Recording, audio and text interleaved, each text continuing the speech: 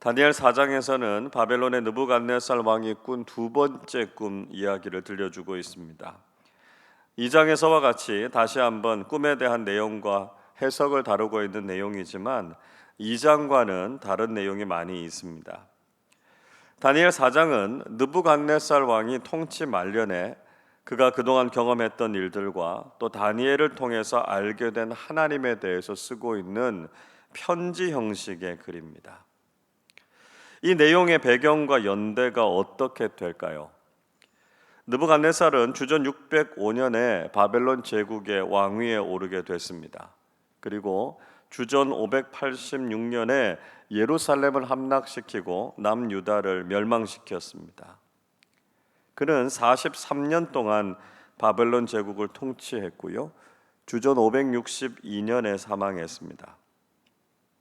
그런데 그가 바벨론을 통치한 지 34년째 되던 해 주전 571년경에 큰 병에 들게 됐고요. 약 한 7년 동안 왕궁 밖에서 투병 생활을 하게 됐습니다. 그리고 주전 563년경에 병이 나아서 통치에 복귀하기는 했지만 아마도 1년 정도 후에 사망했던 것으로 보입니다. 그래서 느부갓네살은 자신의 통치 마지막에 그동안 경험하고 깨달았던 것을 기록했고요. 다니엘은 이 기록을 토대로 해서 오늘 내용을 적고 있는 것으로 보입니다. 느부갓네살 왕은 세상의 모든 나라와 민족들에게 조서를 내리는 것으로 오늘 본문이 시작하고 있습니다. 1절을 보십시오. 느부갓네살 왕은 천하에 거주하는 모든 백성들과 나라들과 각 언어를 말하는 자들에게 조서를 내리노라 원하노니 너희에게 큰 평강이 있을지어다 말씀하고 있습니다. 느부갓네살 왕은 천하에 거주하는 모든 백성들과 나라들 그리고 각 언어로 말하는 사람들에게 조서를 내리면서 그들에게 평강을 빌어 주었습니다. 자, 이런 모습은 대제국의 통치자인 그가 아주 너그럽고 관대한 모습을 가지고 있었다라고 하는 것을 보여주고 있고요. 자신의 삶에도 평안이 있었다라고 하는 것을 엿볼 수 있게 합니다. 그가 왜 이런 모습을 가질 수 있었을까요? 아마도 그 이유는 그가 진정한 왕이시고 통치자가 되시는 하나님을 경험했기 때문일 것입니다. 이전의 말씀을 보시면 느부갓네살은 지극히 높으신 하나님께서 행하신 기적과 놀라운 일을 다른 사람들에게 알리기를 즐겁게 여긴다 이렇게 고백하고 있습니다. 자신이 대제국의 왕이었지만 그는 하나님을 더욱 높이고 있습니다.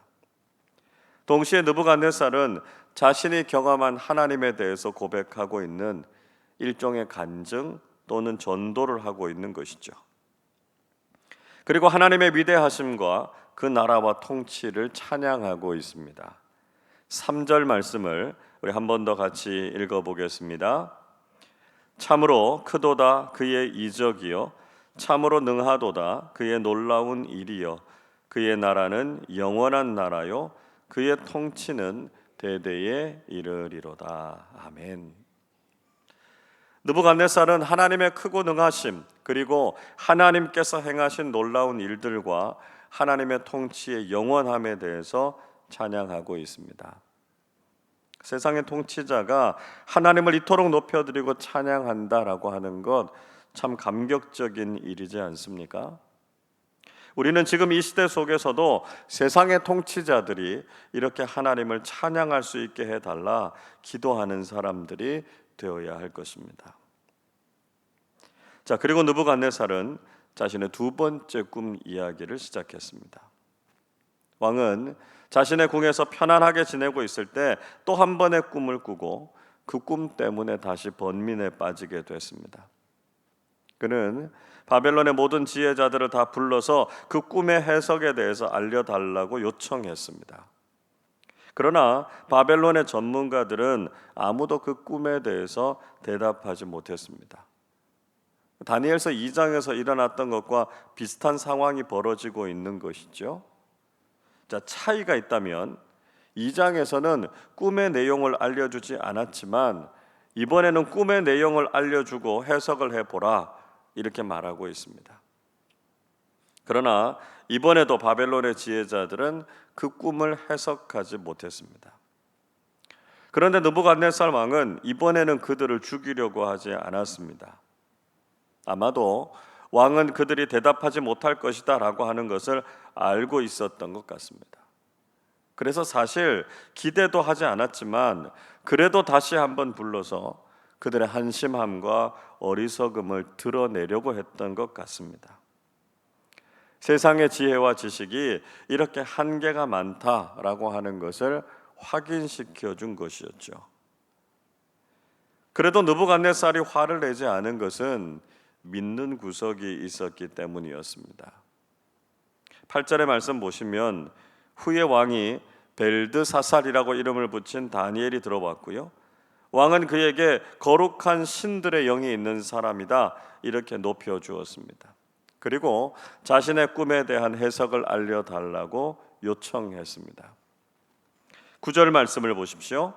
박수장 벨드사살아, 내 안에는 거룩한 신들의 영이 있은즉 어떤 은밀한 것이라도 내게는 어려울 것이 없는 줄을 내가 아노니 내 꿈에 본 환상의 해석을 내게 말하라. 왕은 다니엘을 향해서 박수장이라고 불렀습니다. 자, 이 말은 다니엘이 왕에게 그 지혜를 인정받았다는 것이죠. 바벨론 제국 내에서도 최고의 지위에 올랐다라고 하는 것을 보여주고 있습니다. 느부갓네살 왕은 과거에도 다니엘이 자신의 꿈, 즉 은밀한 것을 해석한 것처럼 이번에도 꿈에서 본 환상을 해석해 줄 것이라고 확신했습니다. 다니엘이 옆에 있다라고 하는 것이 왕에게 평안과 안도감을 주었고요.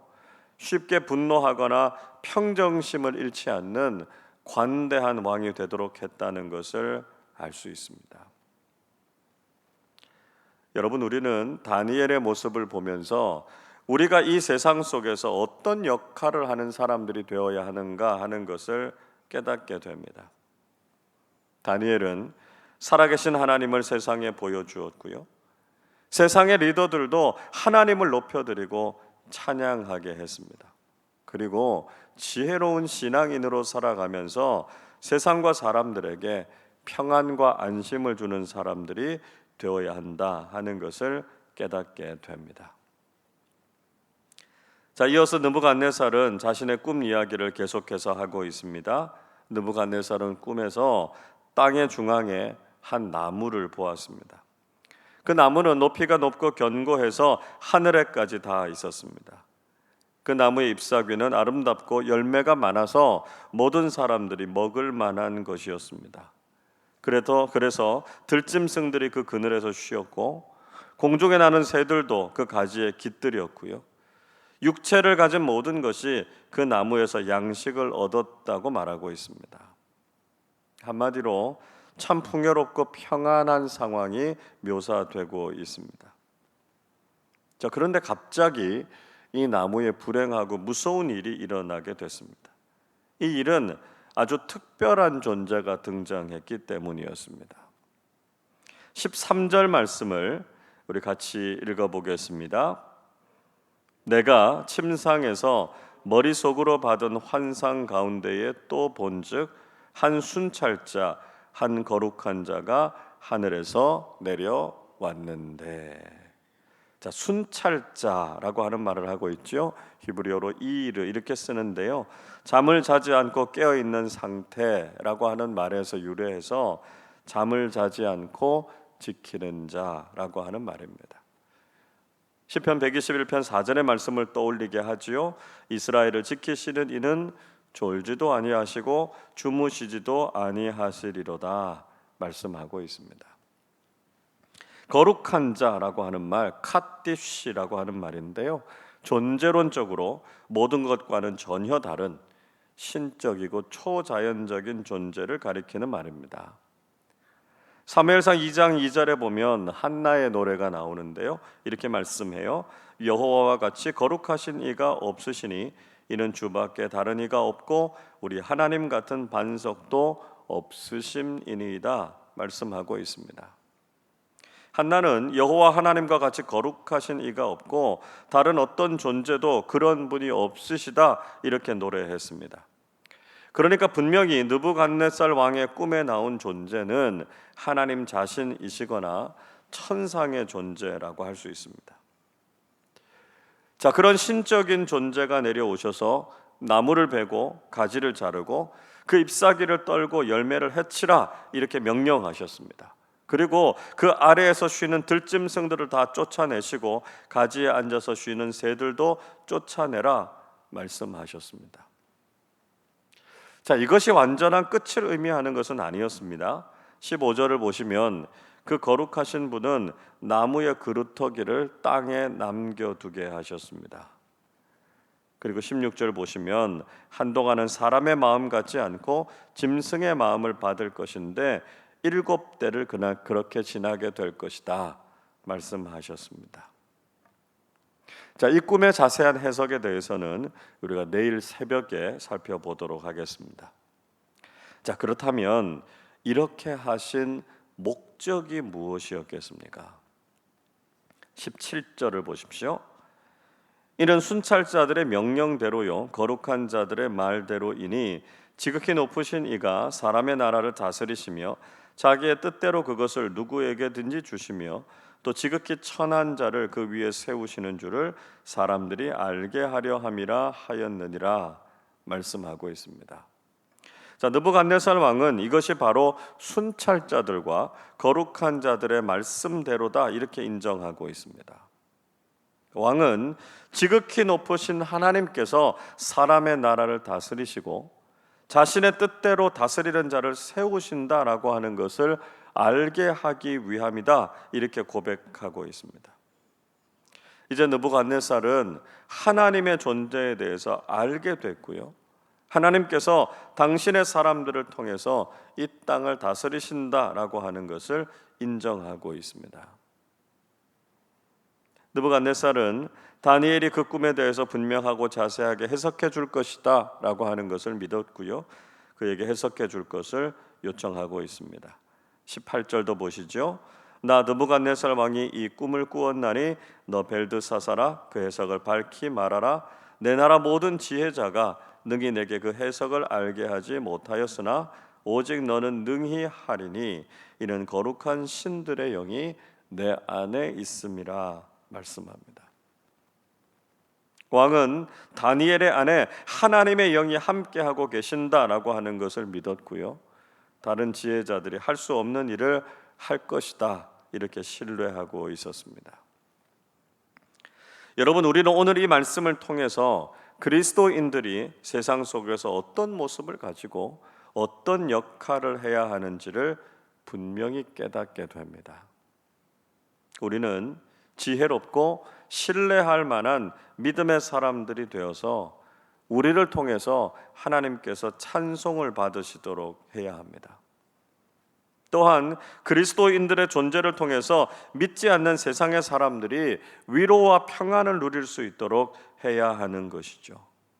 세상에 많은 문제와 위기가 있을지라도 교회와 그리스도인들이 그 문제를 풀어줄 것을 기대하고 소망할 수 있게 해야 한다는 것입니다. 오늘도 지혜의 성령님께서 우리와 함께 하셔서 세상 속에서 탁월함을 인정받고 불안하고 위험한 세상 속에 하나님께서 주시는 평안과 위로를 전하는 그리스도인들로 살아가시기를 주님의 이름으로 축원합니다. 기도하겠습니다.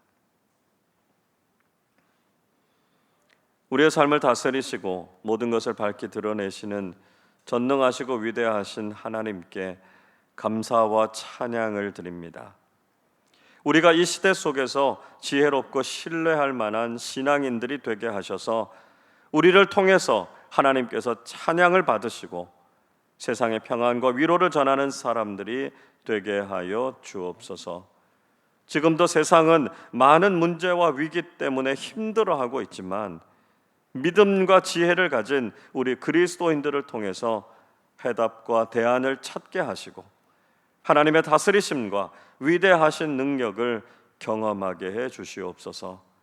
오늘 하루도 우리의 믿음을 통해서 하나님의 살아계심과 우리의 삶 속에 나타나심을 증거하면서 살아가는 복된 믿음의 삶 살게 하여 주옵소서. 감사드리며 우리 주님 예수 그리스도의 이름으로 기도하옵나이다. 아멘.